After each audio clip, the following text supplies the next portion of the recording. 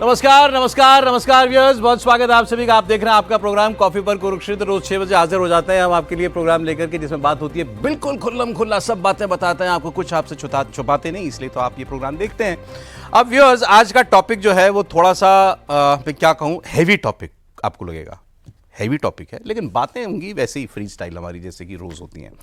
तो मैं आज आपको पहले टॉपिक से पहले मेहमान से मिलवाना चाहता हूँ। आज कॉफी पर कुरुक्षेत्र में पहली बार पधारे हैं विश्व हिंदू परिषद के राष्ट्रीय प्रवक्ता विनोद बंसल साहब। सर, बहुत बहुत स्वागत आपका हमारे इस प्रोग्राम में, बहुत शुक्रिया। आज बड़ी दूर से आए हमारे लिए चल के, बहुत शॉर्ट नोटिस पर, तो उसके लिए आपको स्पेशल थैंक्स। हर्षवर्धन त्रिपाठी जी हमारे साथ हैं, आप रोज सुनते हैं उनका, स्वागत आपका। शांतनु गुप्ता जी हमारे साथ हैं, शांतनु जी का बहुत स्वागत है। आज रंग, कैमरा इन पर आज जरा रंग तो देखिए। रंग अच्छा है, भारत के झंडे में इसका थोड़ा गहरा रंग होता है, अच्छी बात है। ठीक है, हाँ अब आया रंग। अब रंग की बात मैंने क्यों की, मैं आपको बताता हूँ। ठीक है, अब मैं आपके सामने कुछ लाइनें पढ़ूंगा और आपको बताना है कि इसमें से कौन सी लाइन सच है। ठीक है, ट्रू, आज के माहौल में। ठीक बंसल साहब, पहली लाइन पढ़ रहा हूं मैं आपको। हिंदू वोट का वीटो एक्सपायर हो गया। हिंदू वोट का वीटो एक्सपायर, हाँ या ना जवाब दीजिए। नहीं, सवाल ही नहीं उठता, नहीं खत्म, सवाल ही नहीं उठता। कोई चांस नहीं खत्म हुआ, कोई चांस ही नहीं। हिंदू वोट का पावर कट हो गया, ट्रिप हो गया पावर। हम अभी नहीं है, वोल्टेज ज्यादा हाई कर देते हैं तो कभी कभी होता है ना, इसको थोड़ा सा 4 एसी घर में एक साथ चला लेते जो ट्रिप कर जाता है ना, हाँ वो कह सकते हैं, ट्रिप हो गया, थोड़ा सा कह सकते हैं। ठीक है। हिंदू अब चुनाव नहीं जिता पाता। हिंदू ने सरकार बना हिंदू दी। है, हिंदू ने तीसरी बार सरकार बना दी। तीसरी बार हिंदू नहीं बनाई है और कौन बनाया? या हिंदुत्व जाति से हार गया। हिंदुत्व जाति से हार गया, थोड़ी खटपट हुई है, बाकी सरकार तीसरी बार हम सुन चुके हैं। हिंदुत्व और जाति मैं का पहले- नरेंद्र मोदी हिंदुत्व और ईश्वर जाति- की शपथ लेता हूँ, हो चुका है। हिंदुत्व और जाति एक साथ तो नहीं चलते ना। देखिए, इस बार मैं कह रहा हूँ थोड़ी खटपट हुई है, लेकिन मैं नरेंद्र मोदी ईश्वर की शपथ लेता हूँ, तीसरी बार सुन जाति ने दम दिखा दिया ना लेकिन हिंदुत्व के सामने। हिंदुत्व के अम्ब्रेला से जाति निकली है, उसने अपनी ताकत दिखाई। जाति ने ताकत दिखा दिया। सर कुछ बोल ही नहीं रहे, आज के स्टार हमारे वही हैं। नहीं ऐसा बोलेंगे। देखो, ठीक। इतने वरिष्ठ पत्रकार अच्छा, बैठे हुए हैं, एक लास्ट ये है, जिताएगा तो हिंदू ही, लेकिन वो तय करेगा किसे। नहीं, ये तो है, ये तो है, और उसके लिए कुछ करना पड़ेगा। नहीं कर रहा है, वो करता रहा है और करेगा भी। आप देखिए, राम जन्मभूमि के बाद में कितने सारे उतार चढ़ाव आए, कितनी सरकारें 2 से लेकर के 82 और जन कहाँ तक पहुंच गई, और कितनी सरकारें धराशायी हो गई जो पिछले 60-70 सालों से जो है ना वो परचम लहराती थी। कभी 1952 से लेकर के 2014 तक का रिपोर्ट लाया, आज इलेक्शन की हिस्ट्री निकाल के लाया हूं सर मैं। बिल्कुल। अब इससे हिंदुत्व का पीक पता चल जाएगा आपको। इसीलिए मैंने कहा कि ट्रिप लग गया क्या हिंदुत्व का, या हिंदुत्व का ओवरडोज हो गया क्या, या जहां तक पहुंचाना था हिंदुत्व ने पहुंचा दिया। ठीक, ये मेरा आज का मुद्दा है। नहीं सर जी, देखो, चुनाव का हिंदुत्व से कोई डायरेक्ट कनेक्शन नहीं है। आप क्यों बंसल साहब, अब आप ना भूल जाओ विश्व हिंदू परिषद के राष्ट्रीय प्रवक्ता, वो आप जब तक नहीं हटाओगे ना मन से, मैं वो बात ही नहीं कर रहा। हाँ। जब हम चाय की कॉफी पे बैठे हैं, हाँ। तो फिर कॉफी टेबल की बात करेंगे ना। बिल्कुल। प्रैक्टिकल बात करें, खुले मन से बात करेंगे। देखिए, हिंदुत्व कोई चुनाव जिताने की, चुनाव हराने की मशीन नहीं है। ये तो कोई आइडियोलॉजी है भाई, ये तो एक सोच है। अरे तो वही आइडियोलॉजी लेके चुनाव में जाती नहीं ना पार्टियां। जनसंघ जाता था पहले, भाजपा जाती है। नहीं वो ठीक है, मैं कहता हूँ कोई जाता है कि नहीं जाता, वो जितना जाता है उतना उसको परिणाम मिलता है। हाँ। ऐसा नहीं है। बहुत सारे लोग हैं ऐसे जो कि बैठे बैठे जीत गए, बहुत सारे लोग हैं जो बैठे बैठे हार गए। ये वही राम जी हैं जिन्होंने जिताया, और जो वही राम जी हैं जिन्होंने वनवास दिलवाया, और वही राम जी हैं बीच बीच में करेक्शन भी करवा देते हैं। वही राम जी ने उन्हीं राम जी का आपने घर बनवा दिया, मंदिर बनवा दिया और अयोध्या हार गए। नहीं, हम कौन होते हैं बनवाने वाले भाई? मंदिर राम जी का मंदिर राम जी ने बनवाया ना, विश्व हिंदू परिषद ने बनाया। नहीं, देखिए, विश्व हिंदू, इसका मैं क्रेडिट किसी और को नहीं देता व्यूअर्स। अब आज ये बात भी हो जाए, ये आपकी महानता है, लेकिन मैं कहता हूं कि हमने कुछ नहीं किया। ये आंदोलन विश्व हिंदू परिषद का था, किसी और का नहीं। इसमें किसी पार्टी ने इसको अपने साथ लेकर के चली इस मुद्दे को, भारतीय जनता पार्टी, वो अलग बात है। विशुद्ध रूप से यह आंदोलन तो विश्व हिंदू परिषद का था। ठीक कह रहा हूं? बिल्कुल। इसमें देखिए, मैं तो इसके लिए नतमस्तक होता हूं आपकी बात को और आपके व्यूअर्स को, जिन्होंने इतना सम्मान दिया और विश्व हिंदू परिषद की बात को माना और दशकों के संघर्ष को उन्होंने एक्नॉलेज किया, निश्चित रूप से। लेकिन फिर भी मैं ये नहीं कहता कि विश्व हिंदू परिषद ने कुछ किया। हम तो हनुमान जी की तरह काम कर रहे हैं, बिल्कुल राम जी को समर्पित करते हुए राम जी ने करवाया। चुनाव में वोट दिलाने के लिए तो आपके लोग भी निकले होंगे ना मोदी जी को? नहीं, वोट दिलाने के लिए नहीं, हम वोट के लिए जगाने के लिए निकले थे। और वही एक ही बात नहीं, देखो अंतर है ना जी। हम किसी को जिताने के लिए, किसी को हराने के लिए नहीं करते। तो हम जी, तो कितने जागे? नहीं, जागे हैं ना, बहुत जागे, बहुत जागे, बहुत सो गए। बहुत जागे बहुत सो गए। देखो कभी कभी ऐसा होता है ना जी, ये तो उतार चढ़ाव का मुद्दा है। कभी कोई पसंद आता है, कोई पसंद आता है, कोई कैसे पसंद आता है, कोई कैसे पसंद आता है। आपको दुख नहीं हुआ इस बार? मतलब भगवान राम का मंदिर बना दिया, काशी विश्वनाथ का उद्धार हो गया, मंदिर का सब कुछ किया हिंदुत्व के लिए, क्या क्या नहीं किया मोदी जी ने, फिर भी जो नतीजा आया अफसोस हुआ? नहीं, नतीजा क्या हुआ? नतीजा बढ़िया आया। अरे भाई, जो सरकार 2 साल 2 टेन्योर से चल रही थी, तीसरे टेन्योर बन गई। वो ठीक है, नहीं फिर भी इमाम सर थोड़ा सा खुल के बोलिए ना, कुछ तो अफसोस रहा होगा उस दिन 4 जून को। नहीं, देखिए, आप ख्वाब लंबे पाल लो, फिर उसके बाद में कहोगे यार ये कम हो गया तो हार हो गई, ऐसा नहीं है ना जी। देश की राजनीति को देखिए ना जी, लोगों को इतने नहीं मिलते। ख्वाब भी आप ही ने तो पाले थे। नहीं, हम देखिए, हम ऐसे ख्वाब नहीं पालते, कोई भी ख्वाब पालने वाले पालते हैं। लेकिन मैं कहता हूं कि देखिए, कर्म करना हमारा काम है। हमें गीता में संदेश दिया, कर्मण्य वाधिकारस्ते मा फलस्य कदाचन। हम कर्म करते हैं, फल की इच्छा नहीं करते, वो प्रभु के ऊपर छोड़ देते हैं। हमने कर्म किया कि राम जन्मभूमि के लिए संघर्ष किया, ये तो संघर्ष 500 साल से चला था। लेकिन भगवान ने कहा कि भाई नहीं, 82 में आते के साथ ही विष्णु परिषद को कूदो, हम कूद पड़े। और उसके बाद में कुछ 30 साल के बाद में नतीजा आ गया, और नतीजा आया तो सबके सामने आ गया।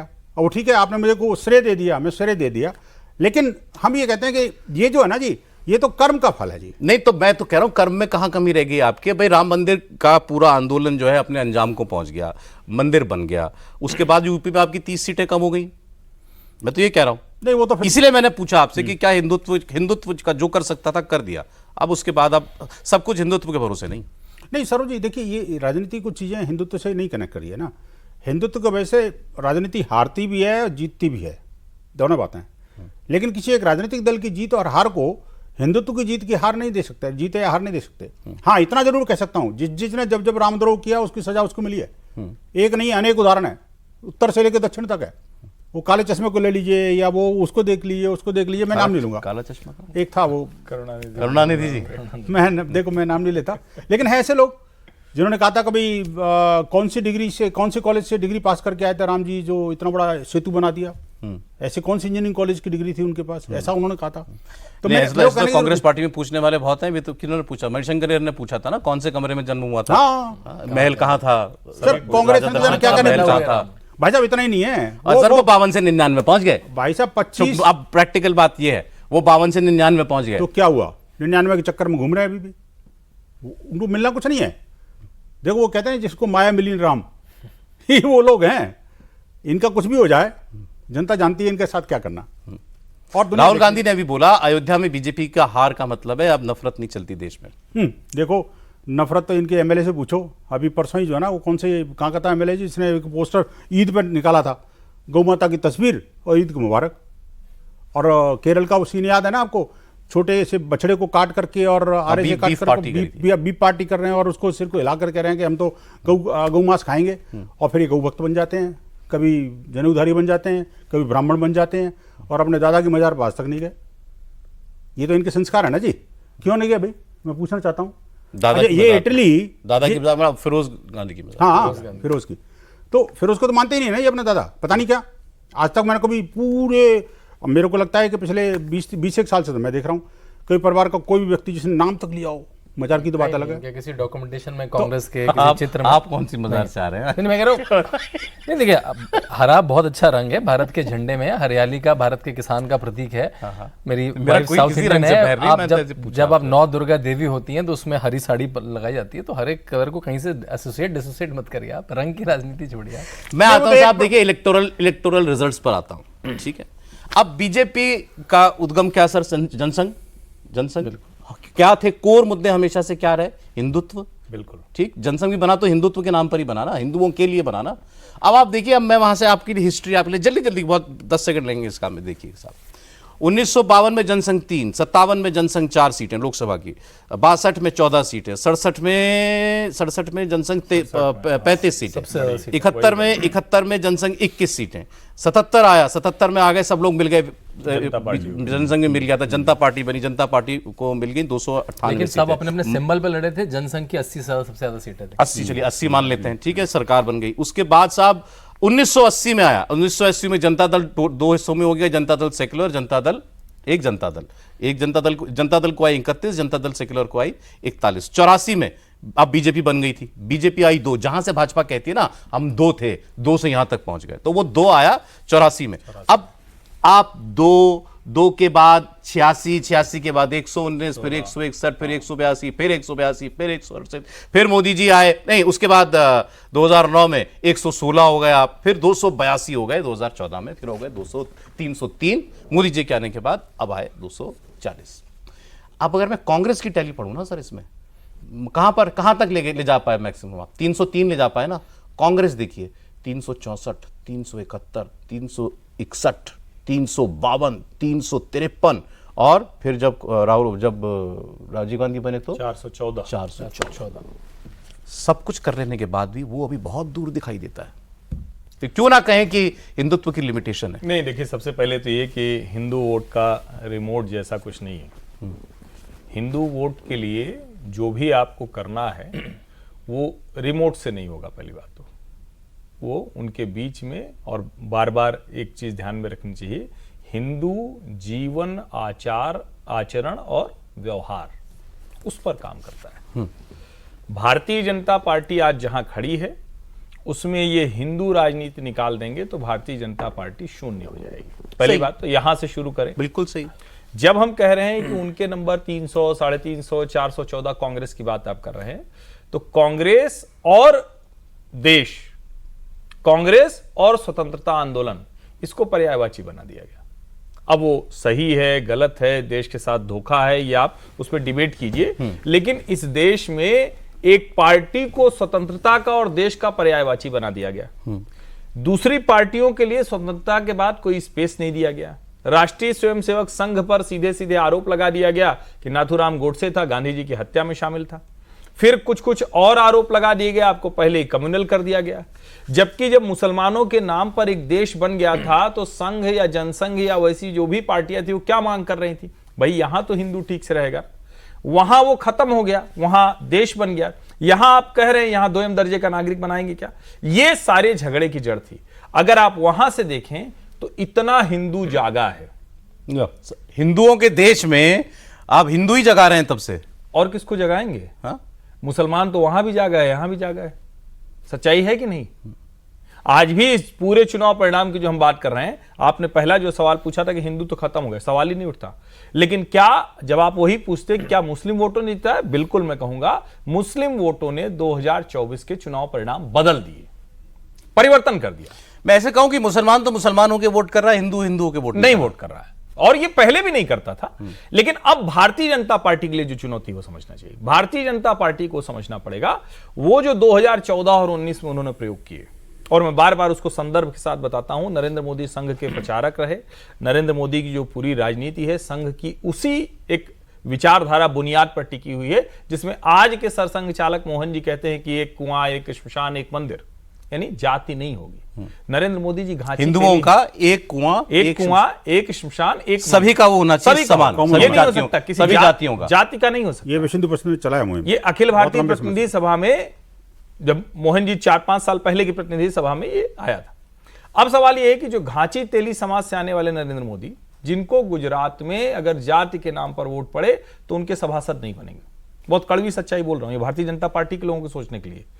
आपने जाति जाति करना शुरू किया, बीजेपी ने अब इस चुनाव में 14 से ही हिंदुत्व का अम्ब्रेला बहुत बड़ा। 14 में जितनी जातियां आई उनमें से किसी को अपनी जाति का बोध नहीं था। 19 में जाति बोध के साथ आपके पास आई और आपने उसको बड़ा किया।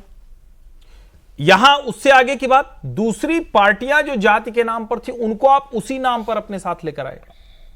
आप उनको हिंदुत्व के साथ, अपनी डेवलपमेंट पॉलिसी के साथ अपने अम्ब्रेला में लेकर नहीं आए। जैसे जो छोटी छोटी पार्टियों से आपने छोटी किए, जाति, वो सब जातियों की वजह से थी, विशुद्ध जाति। और जाति से भी आगे व्यक्ति जातियों की वजह से आने लगे कि कोई नेता आ रहा है, अच्छा इस जाति का है, ये आ जाएगा तो इतने वोट लेकर आएगा। तो आपने अपनी हिंदुत्व की आइडेंटिटी और उस फाउंडेशन को खुद डाइल्यूट किया। मतलब बीजेपी आई थी हिंदुओं को जगाने के नाम पे, और हिंदुओं को उनकी जाति का गौरव कराने लगी, जाति गौरव बोध कराने लगी।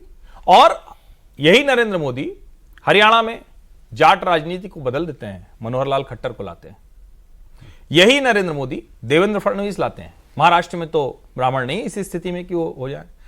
उत्तर प्रदेश में ब्राह्मण सबसे ज्यादा है, लेकिन नहीं, ऐसा नहीं। जब भारतीय जनता पार्टी की राजनीति रही और पहले से भी रही, आप कल्याण सिंह से देख लें, किसी भी समय, अभी भी योगी आदित्यनाथ हैं, खैर वो भले क्षत्रिय समाज से आते हो लेकिन वो मठ के महंत हैं, इसलिए उनको रखा।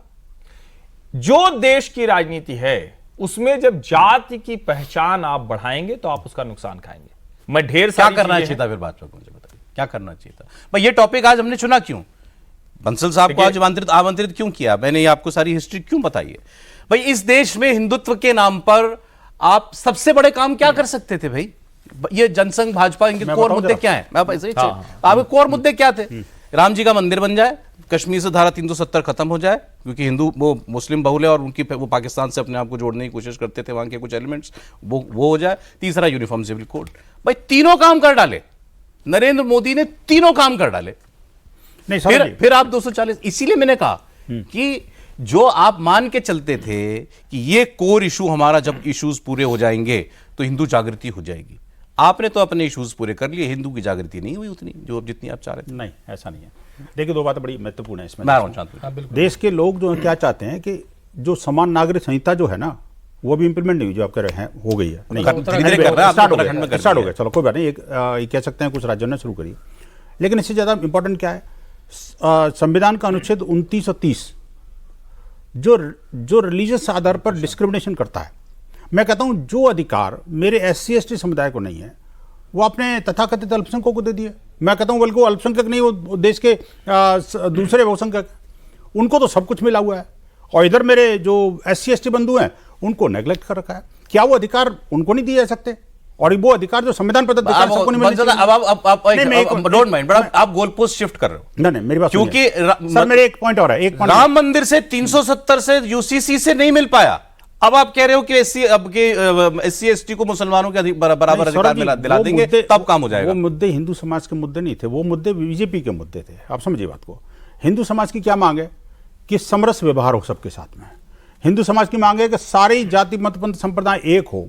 ये जो जातिगत जहर देश के अंदर बोया जा रहा है, भरा जा रहा है, इसका अंतिम सर्वनाश होना चाहिए। मैं कहता हूं ये जो जिस तरह से जाति की जनगणना की बात कर रहे हैं, अभी आपके सामने बताया ना उन्होंने। नहीं, वो आप ही की पार्टी ने, माफ कीजिएगा, मैं बीजेपी को आपकी पार्टी कहूंगा फॉर इजी डिस्कशन, बट क्या यही तो वो बता रहे थे? इस बार जाति जाति जाति जितने और कर रहे थे उतनी बीजेपी भी कर रही थी। नहीं, मैं कहता हूं देखिए वो क्या कर रही थी। मैं एक लाइन में जोड़ दूं तो बंसल जी को थोड़ा और बोलने में, आप जब जाति के ही आधार पर पूरे टिकट राम मंदिर प्राण प्रतिष्ठा के बाद बांट रहे हैं तो ये भाजपा को सोचना चाहिए कि वो कहां पहुंची है। आप हिंदुत्व के अम्ब्रेला में से किसी को निकाल कर देखो, ये जाति हमने दिया, ये जाति हमने दिया, ये क्या बहुत अच्छी चीज है क्या? अगर आप ये करेंगे तो उसका दूसरा कोई लाभ निकालेगा। और जिस हथियार से आपने 19 में रिकॉर्ड तोड़ सफलता हासिल की, मैं आज भी कहता हूं, वो क्या था? वो हिंदुत्व के अम्ब्रेला में सारी जातियां थी। नहीं, अब तो कभी कभी विपक्ष की बात पर सोचने को मजबूर होना पड़ता है कि क्या वो केवल राष्ट्रवाद का ही वोट था? क्या वो शुद्ध राष्ट्रवाद का बालाकोट पर जो कार्रवाई हुई थी उसका वोट था? ये जो भी कहता है, ये कतई मैं नहीं मानता हूं। क्या आपको लगता है कि एक बालाकोट पर इतना बड़ा मिल जाएगा और राम मंदिर प्राण प्रतिष्ठा पर अयोध्या हार जाएंगे? आप बताइए, ये संभव है क्या? ये बहस का विषय है।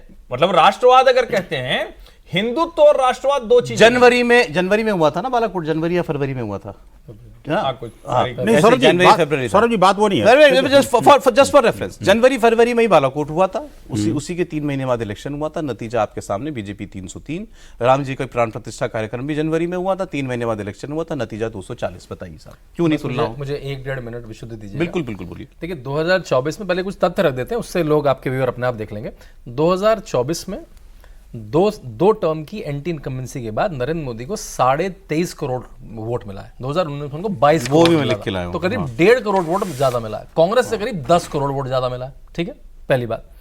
देखिए, हर क्षेत्र की एक व्याकरण होती है, तो कांग्रेस को क्योंकि फर्स्ट मूवर एडवांटेज थी, जैसे हर जी ने कहा, उन्होंने आजादी के आंदोलन के से कब्जा लिया और उनके पास फर्स्ट मूवर एडवांटेज थी कि ग्रामर क्या सेट करें। उन्होंने व्याकरण सेट कर दी भारतीय राजनीति की। वो ग्रामर ये थी कि मुसलमान कम्युनिटी को एक मुश्त लो, उसमें जो शिया सुन्नी है, उसमें जो पसमंदा है, उसमें जो अशरफ है, उसमें जो पठान है, वो बात कभी मत आने दो। ना मीडिया में आने दो, ना पिक्चरों में आने दो, ना इंटेलिजेंस में आने दो। उनको एक मुश्त वोट लो, हिंदुओं से डरा के उनका बेट लेते रहो। बिल्कुल। हिंदू को कभी हिंदू मत बोलो, उसको बोलो तुम ब्राह्मण हो, तुम क्षत्रिय हो, तुम शाक्य हो, तुम निषाद हो। उसको कास्ट कॉन्शियसनेस में जितनी चीजें हैं वो मैं अब मूवी बार बार कह रहा हूं क्योंकि मूवी चलचित्र बहुत इंपॉर्टेंट होते हैं और कैसा कंट्रोल था, कौन सी मूवी बैन होती थी कौन सी नहीं होती थी। वो चलचित्रों में, पाठ्य पुस्तकों में जेएनयू का कब्जा लेफ्ट को दे दो और उससे पूरे समाज में फैला दो कि भाई हिंदू समाज हिंदू की तरह ना सोचे, मुस्लिम समाज केवल एक मुस्लिम समाज की तरह सोचे।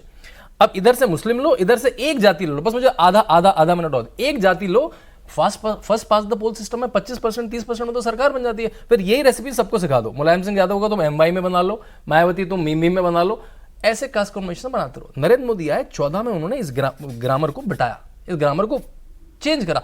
देखिए 70 साल की ग्रामर आप उसको नहीं चेंज कर पाएंगे आसानी से, आपको बहुत सारे पुर्जे कसने पड़ेंगे।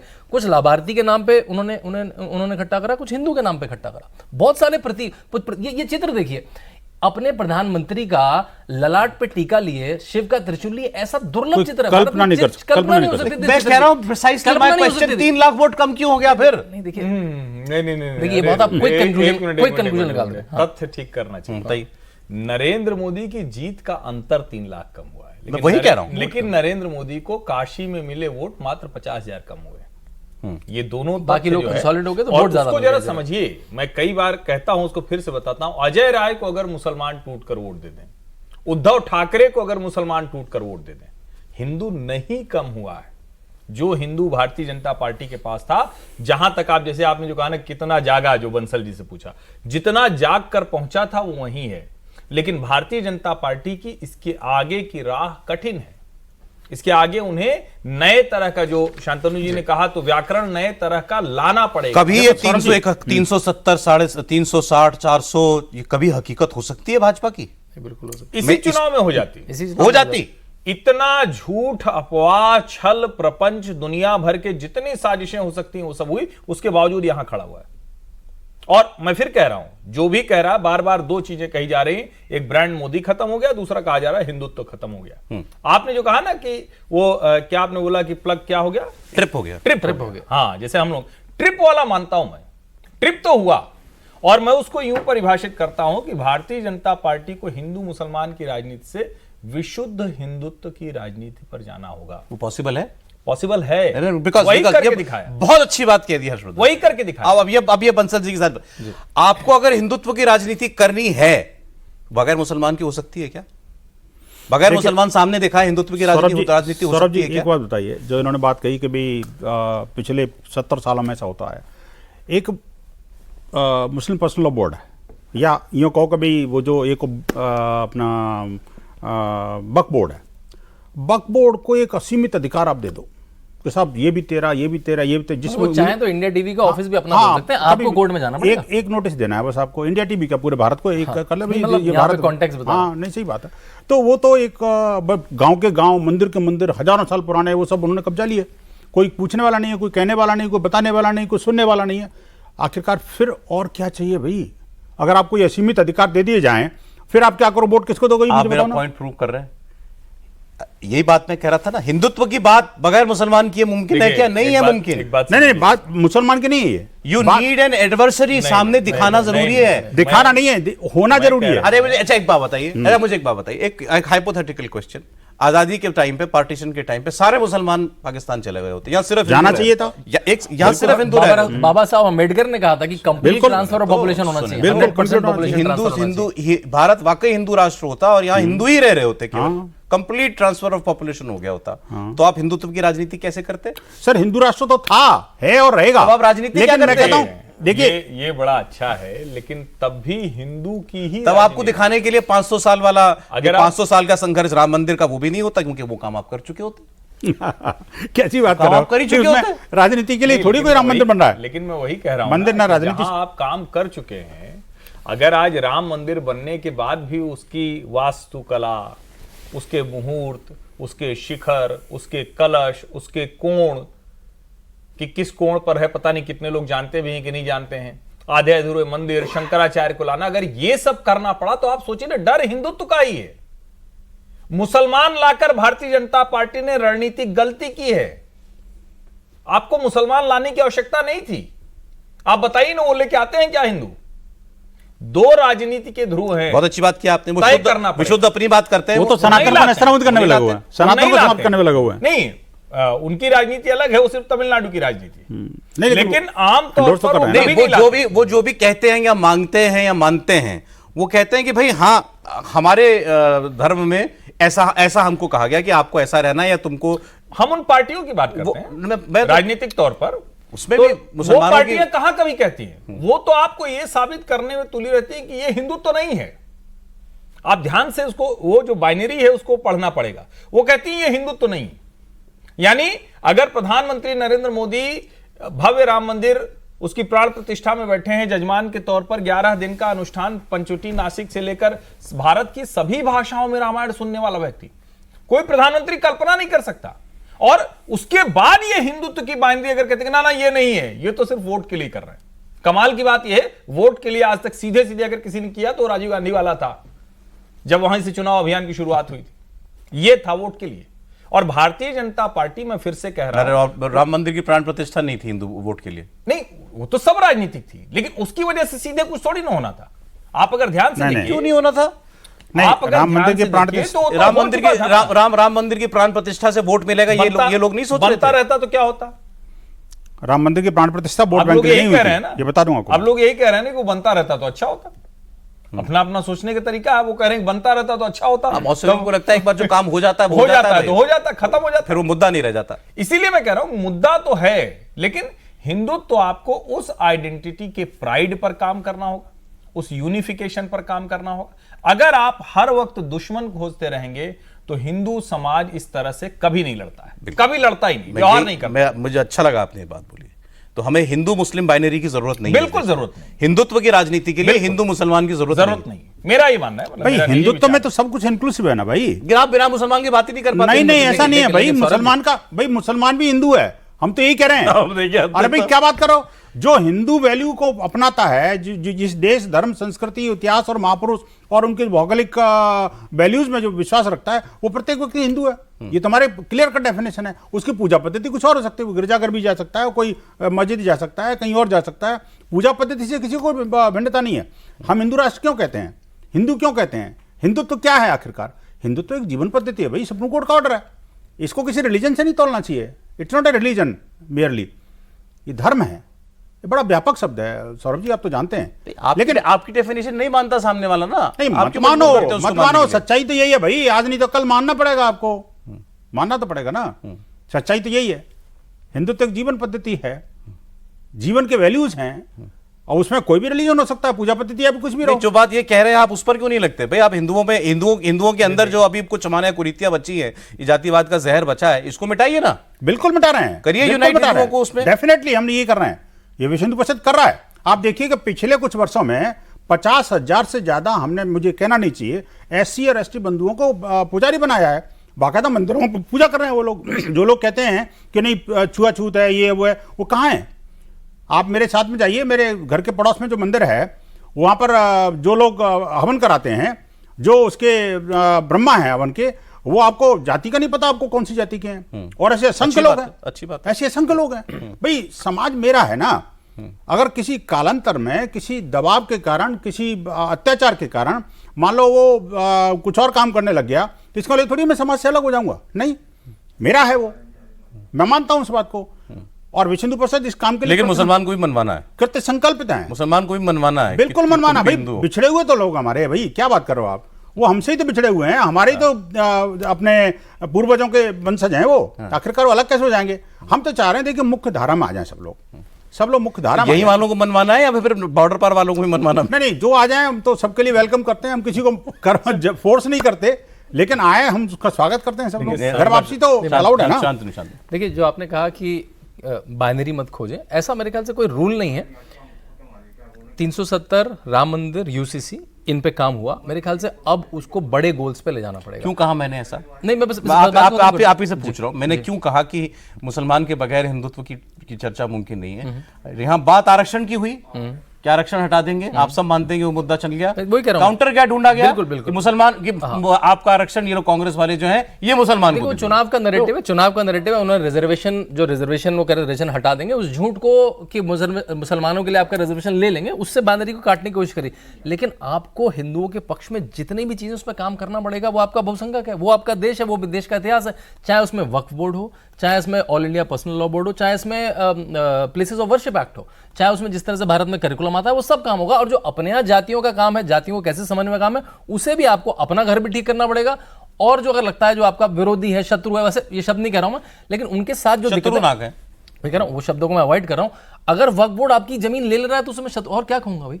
प्लेसेस ऑफ वर्शिप एक्ट क्या कहता है? वो प्लेसेस ऑफ वर्शिप एक्ट क्या कह रहा है आपको कि भाई भारत के खिलाफ कब्जा कर लो, लेकिन आप कुछ नहीं कह सकते। अच्छा फिर कहता हूं, चलिए कितने काम रहेगा? अच्छा यही वाले काम कर लेते हैं, प्लेसेस ऑफ वर्शिप एक्ट। चीज बोल रहे हैं, अभी मोहन जी ने नागपुर में सरसंघ चालक राष्ट्रीय स्वयंसेवक संघ, उन्होंने तो जो राजनीतिक प्रतिद्वंदी हैं उनके लिए भी सत्ता पक्ष और प्रतिपक्ष की बात कही। दुश्मन कोई नहीं हो सकता, न राजनीति में न समाज में, निश्चित रूप से। लेकिन नहीं, मैं कह रहा हूं, बात ये नहीं हो रही किसी व्यक्ति की, पार्टी की नहीं हो रही। एक मिनट रह गया फिर। मैं कह रहा हूं 19 से 24 में राम मंदिर हो गया, 370 हो गया, यूसीसी का शुभारंभ हो गया, ऐसे कह लीजिए। शुरू तो आपने कर दिया, नतीजा आपके सामने। कौन से बड़े मुद्दे बचे हमारी चर्चा में? कौन से मुद्दे आए अभी? प्लेसेस ऑफ वर्शिप एक्ट बहुत बड़ी चीज है, बहुत बड़ी चीज है। वक्फ बोर्ड का काम, वक्फ बोर्ड और बहुत और गिना दीजिए। धारा 29 और 30 जो संविधान की 29 और 30। जिससे आप आज भी अपने भारत के सरकारी स्कूलों में आप रामायण महाभारत ढंग से नहीं पढ़ा सकते। हाँ बिल्कुल, हमारे वेदों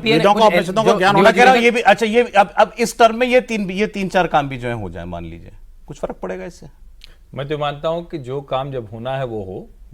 आप जहां खड़े हैं उसी को पूरी निष्ठा के साथ आपको आगे बढ़ाना है। हिंदुओं में जाति खोजना बंद कीजिए, वरना जातियों में हिंदू जब दिखेगा तो वो आपके काम कर रही है। एक लाइन की बात है, इसको अगर समझ जाएंगे, ये वो लोग हैं जो वहीं से निकल कर आए हैं। जब आपने हिंदुओं में जाति खोजना शुरू किया तो जातियां हिंदू से ऊपर हो गई। यही एकमात्र है, इसके अलावा और कोई नहीं। और दूसरा, उस समय तक की जो राजनीति थी वो 40%, 42%, 45% पर सब हो जाता था। आज जब ये सीधा सीधा हो जाएगा, सारी पार्टियां जो कांग्रेस से निकली थी वो निकलकर फिर कांग्रेस के साथ आ गई। उसमें मर्ज भले ना हुई हो, लेकिन सब साथ आ गई हैं। तो अब सीधे सीधे दो धारा की लड़ाई है। अब कोई सेंटर नहीं रह गया है। एक लेफ्ट है जिसकी अगुवाई कांग्रेस कर रहा है, एक जिसको राइट कहा जाता है, जिसको मैं नेशनलिस्ट कहता हूं, वो भारतीय जनता पार्टी है। दोनों की लड़ाई है। अब आपको अपना खांचा मजबूत करना। इधर हिंदुत्व है, उधर दूसरी ओर क्या है? नहीं, दूसरी ओर तो सो कॉल्ड सेकुलरिज्म है। सो कॉल्ड सेकुलरिज्म है, क्योंकि असल सेकुलरिज्म होता तो फिर तो मुसलमानों की भी वो दुर्दशा, वो दुर्गति ना होगी। और देश की राजनीति का लोकस यही है, अब यही रहेगा, सेंटर पॉइंट यही रहेगा। इसमें कोई भ्रम नहीं है। आप देखिए, बाकी डेवलपमेंट सब अलग बात है, वो उसके साथ चलेगा।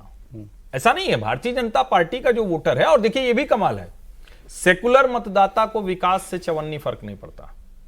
जो हिंदुत्व वाला मतदाता है उसको बढ़िया चमकता एयरपोर्ट भी चाहिए, बढ़िया हाईवे भी चाहिए, बढ़िया सब कुछ चाहिए। अभी बजट आ रहा है, उसमें तो हम लोग भी मांगेंगे भैया टैक्स भी छोड़ो, सब उसी का हिस्सा है, तो वो करना पड़ेगा। नहीं सौरभ जी, एक बात तो देखिए, जातिगत जहर खत्म होना चाहिए। और जो इलेक्शन के दौरान खासकर बढ़ जाता है वो। और दूसरी बात ये कि जो रेवड़ियाँ बांटने वाला सिलसिला है ना जी, उसके लिए कहीं ना कहीं मतलब कोई जवाबदेही तय होनी चाहिए। और तीसरी बात ये, जो चुनावों में झूठ बोलने का सिलसिला है उस पर भी विराम लगना चाहिए। कोई भी बोले उसका एक एनालिसिस होना चाहिए। और चौथी बात ये कि जिस तरह से चुनाव आते के साथ ही एक दूसरे के दुश्मन बन जाते हैं, खून खराबा होता है, ये सब चीजें जो है ना रुकनी चाहिए। आखिरी 30 सेकंड में इस चुनाव में आपके पक्ष के लिए सबक क्या है? नहीं, मेरा पक्ष तो भारत है, और भारत के लिए सबक, मान रहा हूं मैं बीजेपी बोल रहा हूं, सबक नहीं क्या है? मैं कहता हूं बीजेपी के लिए बीजेपी बताएगी, मैं नहीं बताऊंगा।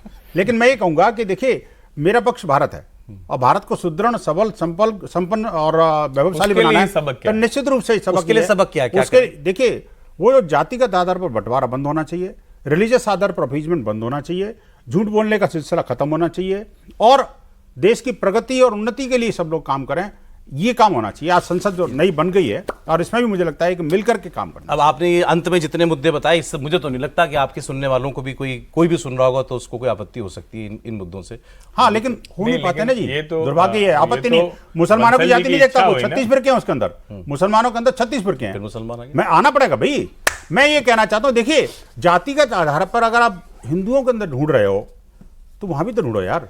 नहीं है तो कोई बात नहीं, आप छोड़ दो ना उसके बात को। हिंदू को हिंदू बोल रहने दो और मुसलमान को मुसलमान रहने दो। आप हिंदुत्व की तो बात करते हो, जाति की बात करते हो, नहीं यार वो वहां पहुंच गए आप। तो मैं कहता हूं हिंदू, देखिए जातियां जो है ना हिंदुत्व की आइडेंटिटी है, लेकिन भेदभाव का मंत्र नहीं है वो, ठीक है, उसको हटाना पड़ेगा अपने को। चलिए सर, एक दिन आएगा ऐसा उम्मीद करते हैं हम, डेफिनेटली आएगा और पक्का आएगा।